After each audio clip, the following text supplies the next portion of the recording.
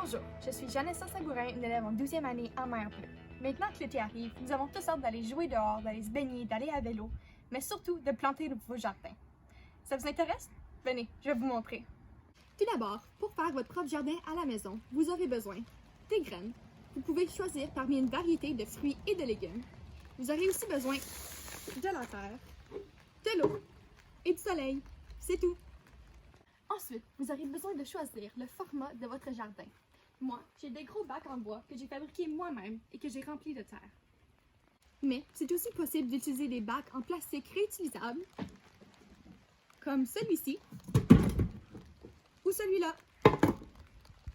Moi, j'utilise des petits pots biodégradables.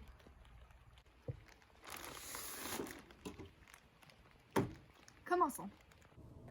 L'étape 1 est de remplir le pot avec de la terre. L'étape 2 est de faire un petit trou d'environ 1 demi-pouce de profondeur. L'étape 3 est d'y mettre les graines. L'étape 4 est de recouvrir le trou avec de la terre. L'étape 5 est d'arroser. L'étape 6 est d'attendre quelques jours pour que les graines commencent à germer. Voici ma plante d'haricots, 6 jours après l'avoir plantée. Une fois que la graine a germé et que la plante a commencé à pousser, il suffit de planter le pot directement dans votre jardin et attendre. Cette année, j'ai planté les tomates cerises, des grosses tomates, des concombres, des cerises de terre, des haricots verts et du cantaloupe. Voici mon jardin de l'an passé. J'ai récolté des tomates, des concombres, des carottes et j'ai fait plein de recettes avec ces aliments sans pesticides.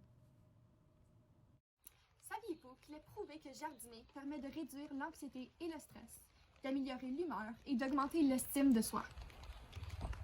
Mais à part nous donner des fruits et des légumes nutritifs et des bienfaits pour la santé mentale, quels sont les avantages de s'occuper d'un jardin? Très bonne question. Permettez-moi de vous expliquer un petit concept. Saviez-vous qu'il est prouvé qu'à un niveau psychologique, la connexion avec la nature que ressent une personne va avoir un impact direct sur son comportement et son attitude envers la nature? Le terme connexion veut dire le lien émotionnel que l'on ressent avec la nature.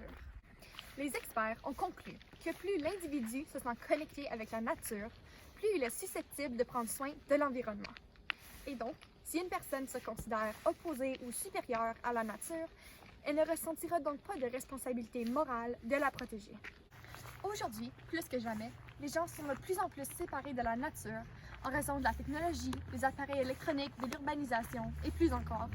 Les enfants et les adolescents, comme toi et moi, nous sommes encore plus à risque de se sentir séparés de la nature et de se soucier moins de la santé de l'environnement. Mais comment fait-on pour augmenter cette connexion avec la nature?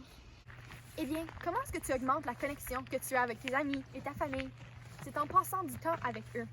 Alors, il ne suffit que de passer du temps en nature, donc de faire des activités à l'extérieur, d'aller prendre des marches dans la forêt, de jouer des sports dehors, de planter un jardin. Bref, plus tu passes du temps en nature, plus tu seras porté à la protéger, car tu vas réaliser le bonheur qu'elle nous apporte. Maintenant, c'est à votre tour.